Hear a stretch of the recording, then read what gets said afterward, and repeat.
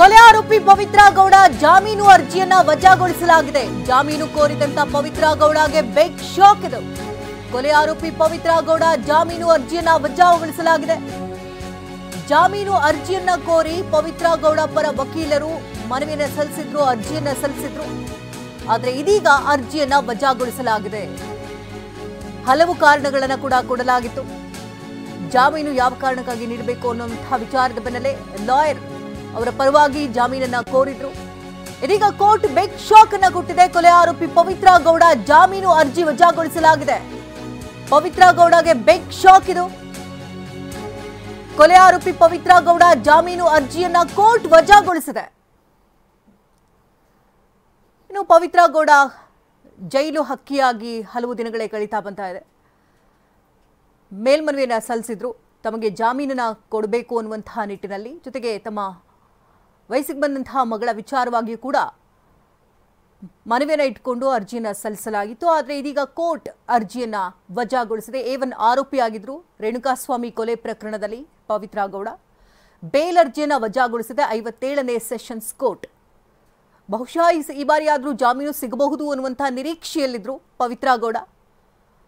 ಆದರೆ ಅರ್ಜಿಯನ್ನ ವಜಾಗೊಳಿಸಿದೆ. ಇನ್ನು ಮತ್ತೊಂದು ಕಡೆಯಲ್ಲಿ ಈಗಾಗಲೇ ದರ್ಶನ್ಗೆ ಬಳ್ಳಾರಿಗೆ ಶಿಫ್ಟ್ ಮಾಡ್ತಾರೆ ಅಂತ ಕೂಡ ಹೇಳಲಾಗ್ತಾ ಇದೆ. ಆ ವಿಚಾರ ಕೂಡ ಇನ್ನೇನು ನಿರ್ಧಾರ ಆಗುತ್ತೆ ಇವತ್ತಿನ ಕೆಲವೇ ಕ್ಷಣಗಳಲ್ಲಿ. ಪವಿತ್ರ ಗೌಡಗಂತೂ ಒಂದು ರೀತಿ ಬಿಗ್ ಶಾಕ್ ಇದು. ಜಾಮೀನು ಸಿಗಬಹುದು ಅನ್ನುವಂಥ ನಿರೀಕ್ಷೆಯಲ್ಲಿದ್ರು ರೇಣುಕಾಸ್ವಾಮಿ ಕೊಲೆ ಆರೋಪಿ ಪ್ರಕರಣದಲ್ಲಿ A1 ಆರೋಪಿಯಾಗಿದ್ರು ಪವಿತ್ರ ಗೌಡ. ಜಾಮೀನನ್ನ ಕೋರಿದ್ರು, ಕೋರ್ಟ್ಗೆ ಮನವಿಯನ್ನ ಸಲ್ಲಿಸಿದ್ರು, ಅವರ ಪರ ವಕೀಲರು ವಾದ ಕೂಡ ಮಂಡಿಸಿದ್ರು. ಇದೀಗ 57ನೇ ಸೆಷನ್ಸ್ ಕೋರ್ಟ್ ಬೇಲ್ ಅರ್ಜಿಯನ್ನ ವಜಾಗೊಳಿಸಿದೆ.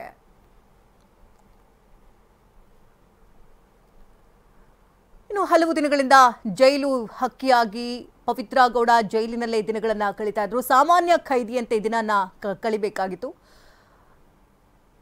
ಒಂದಷ್ಟು ಮನವಿಯನ್ನ ಕೂಡ ಪವಿತ್ರ ಗೌಡ ಕೋರ್ಟ್ಗೆ ಮಾಡಿಕೊಂಡಿದ್ರು. ಜೊತೆಗೆ A1 ಆರೋಪಿಯಾಗಿದ್ದರಿಂದಾಗಿ 57ನೇ ಸೆಷನ್ ಕೋರ್ಟ್ ಇದೀಗ ಅರ್ಜಿಯನ್ನು ವಜಾಗೊಳಿಸಿದೆ. ಈ ಬಗ್ಗೆ ಹೆಚ್ಚಿನ ಡೀಟೇಲ್ಸ್ ಅನ್ನು ಕೊಡ್ತಾರೆ ನೇರ ಸಂಪರ್ಕದಲ್ಲಿ ಪ್ರಜ್ವಲ್. ಪ್ರಜ್ವಲ್, ಎಲ್ಲೋ ಒಂದು ಕಡೆ ನಿರೀಕ್ಷೆಯಲ್ಲಿದ್ರು ಪವಿತ್ರ ಗೌಡ ತಮಗೆ ಜಾಮೀನು ಸಿಗಬಹುದು ಅಂತ. ಈಗ ಅರ್ಜಿಯನ್ನ ವಜಾಗೊಳಿಸಲಾಗಿದೆ. ಏನೇನು ಕಾರಣಗಳನ್ನು ಕೊಟ್ಟು ಅರ್ಜಿ ವಜಾಗೊಳಿಸಲಾಗಿದೆ? ಈಗ ಪವಿತ್ರ ಗೌಡಗೆ ಮುಂದಿರುವಂತಹ ಆಪ್ಷನ್ಸ್ಗಳೇನು?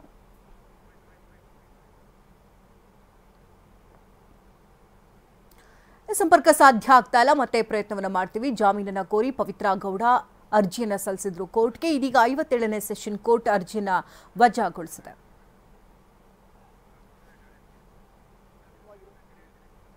ಪ್ರಜ್ವಲ್, ಧ್ವನಿ ಕೇಳ್ತಾ ಇದ್ರೆ ತಮಗೆ?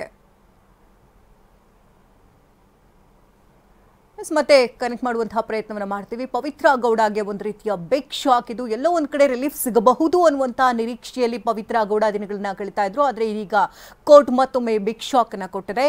ಹೆಚ್ಚಿನ ಡೀಟೇಲ್ಸ್ ಅನ್ನ ಕೊಡೋದಕ್ಕೆ ಈಗಾಗಲೇ ಪ್ರಜ್ವಲ್ ನೇರ ಸಂಪರ್ಕದಲ್ಲಿ ಜಾಯ್ನ್ ಆಗಿದ್ದಾರೆ. ಪ್ರಜ್ವಲ್, ಯಾವ್ಯಾವ ಕಾರಣಗಳನ್ನ ಕೊಟ್ಟು ಈಗ ಕೋರ್ಟ್ ಕೂಡ ಈಗ ವಜಾಗೊಳಿಸಿರುವಂತದ್ದು, ಜೊತೆಗೆ ಪವಿತ್ರ ಗೌಡಗೆ ಮುಂದಿರುವಂತಹ ಆಯ್ಕೆಗಳೇನು? ಶಕುಂತಲ, ಈಗಾಗಲೇ ಅವರಿಗೆ ಸುಪ್ರೀಂ ಕೋರ್ಟ್ನಲ್ಲಿ ಒಂದು ಅಪ್ಲಿಕೇಶನ್, ಹೈಕೋರ್ಟ್ನಲ್ಲಿ ಏನು ನ್ಯಾಯಾಲಯ ಹೈಕೋರ್ಟ್ನಿಂದ ಅವ್ರು ಏನು ಜಾಮೀನನ್ನು ಪಡ್ಕೊಂಡಿದ್ರು, ಅದಾದಮೇಲೆ ಸುಪ್ರೀಂ ಕೋರ್ಟಿಂದ ಅವರ ಜಾಮೀನು ರದ್ದಾಗಿತ್ತು. ಹೀಗಾಗಿನೇ ದರ್ಶನ್ ಸೇರಿದಂತೆ ಪವಿತ್ರ ಗೌಡ ಸೇರಿದಂತೆ ಇನ್ನೂ 7 ಜನ ಆರೋಪಿಗಳು ಜೈಲನ್ನು ಸೇರಿದ್ರು. ಹೀಗಾಗಿ ಇದರ ನಂತರದಲ್ಲಿ, ಅಂದರೆ ಸುಪ್ರೀಂ ಕೋರ್ಟಿಂದ ಜಾಮೀನು ಅರ್ಜಿ ವಜಾಗೊಂಡ ನಂತರದಲ್ಲಿ ಇವರು ಸೆಷನ್ ಕೋರ್ಟ್ಗೆ ಒಂದು ಅರ್ಜಿಯನ್ನು ಹಾಕೊಂಡಿದ್ರು.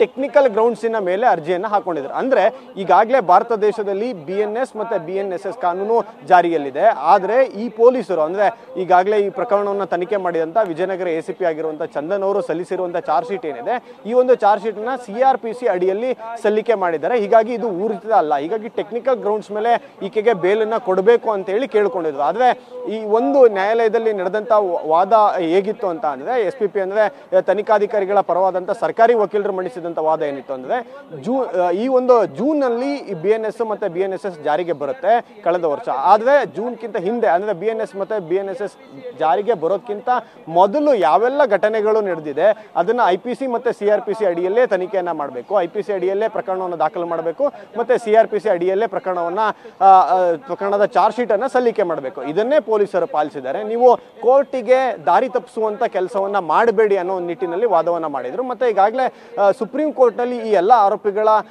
ಪಾತ್ರ ಎಷ್ಟು ಗಟ್ಟಿಯಾಗಿದೆ ಅನ್ನೋದ್ರ ಬಗ್ಗೆ ವಾದಗಳು ನಡೆದಿದ್ದಾವೆ. ಮತ್ತೆ ಸುಪ್ರೀಂ ಕೋರ್ಟ್ ಒಂದು ಸ್ಪಷ್ಟವಾದಂತಹ ತೀರ್ಪನ್ನ ಕೊಟ್ಟಿದೆ ಅನ್ನೋದನ್ನು ಸಹಿತ ಸುಪ್ರೀಂ ಕೋರ್ಟಿನ ಒಂದು ತೀರ್ಪನ್ನು ಸಹಿತ ನ್ಯಾಯಾಲಯದ ಮುಂದಿಟ್ಟಿದ್ರು. ಇದೆಲ್ಲದನ್ನ ಆಲನೆ ಕೇಳ್ಕೊಂಡಂತ ನ್ಯಾಯಾಲಯ ಕೊನೆಯದಾಗಿ ಇವತ್ತು ಸಂಬಂಧಪಟ್ಟಂತೆ ಮತ್ತಷ್ಟು ಅಪ್ಡೇಟ್ಸ್ ಗಳು ಕೂಡ ಬರ್ತಾ ಇದೆ.